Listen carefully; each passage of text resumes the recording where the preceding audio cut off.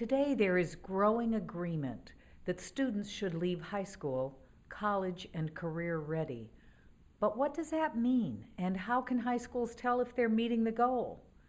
Those were some of the questions Angelique Simpson-Marcus began asking when she was named the principal of Largo High School in Prince George's County, Maryland. Our students were graduating and they were going to college, but that information wasn't being collected quantitatively. It was just more qualitative data.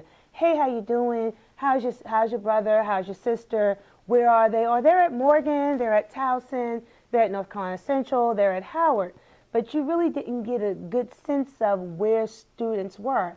And for me as a principal, I needed to know that data, because if I'm talking about going to college, and I know that college is the gatekeeper to success, we needed to know where students were going after they graduated. I knew they were going somewhere. I just needed to know where they were going. Simpson-Marcus wasn't the only one worrying about whether her students were ready for college.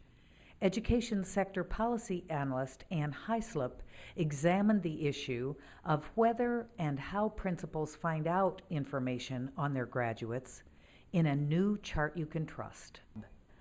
So we know anecdotally that high school students aren't prepared for college and careers. You hear about kids going to college, and before they can enroll in regular college-bearing courses, they have to be put in these remedial courses where they just get stuck, and then they end up dropping out instead of getting a degree or certificate that really matters and that they can use.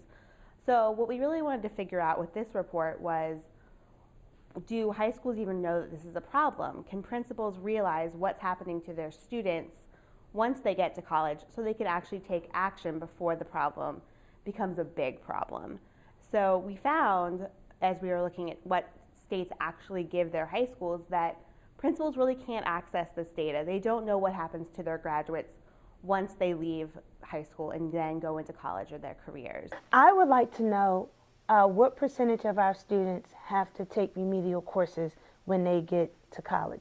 And the reason why I would like to know that is because that's an issue for us. That means somewhere along the lines we did not provide adequate instruction to those students.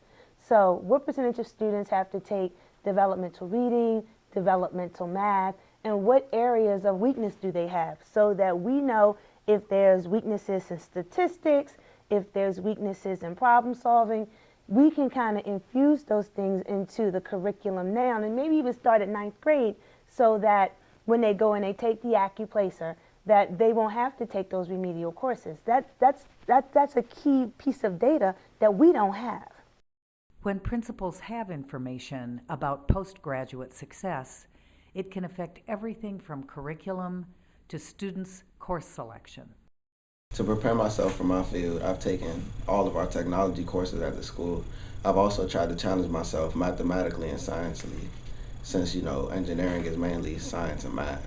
So I've tried to challenge myself within those two classes.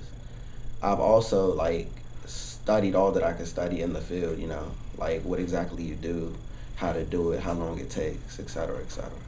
Having timely access to data can make a real difference in how schools organize their teaching practice. Generally, students enroll, register, take their placement exams either in the spring when they're accepted, or in the fall, which is really not the fall, it's really late August, when they enroll. So giving the university some time to compile that data. So something that comes in October would be very helpful to us, so that we can take a look at it, flush through the data, and then figure out we still got some time. We still have some time from October to, March or April to do something to make sure our students are prepared.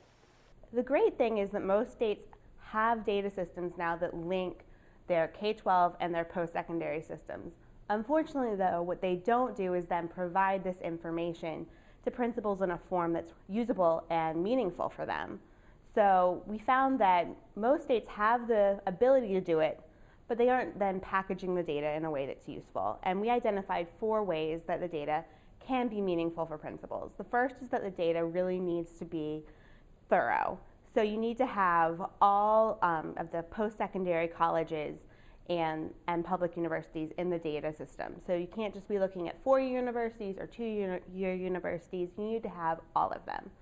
The other thing is the data really just needs to be transparent. It needs to be publicly available to everyone. Another criteria that we thought was really important to make this data user-friendly and useful was for it to be timely.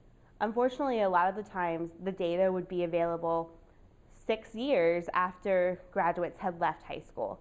And finally, the data just really needs to be tailored to high schools. This was a problem that we encountered in so many states, was that the data was packaged in 3 different places on 3 different websites, or it was a 100-page report instead of a really great, user-friendly, well-designed report that a principal could take a look at and understand. A 100-page document to a high school principal, if it shows up with as you can tell, look at my desk, I can't do anything with that. It needs to really be tailored. It needs to be specific. The presentation needs to be such that we can look at the data and start to make decisions almost immediately, or start to make some conclusions almost immediately.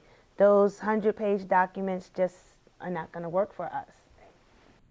To learn more about how data systems could give high schools the information they need to help students be successful, read Ann Hyslop's Data That Matters, Giving High Schools Useful Feedback on Grads' Outcomes.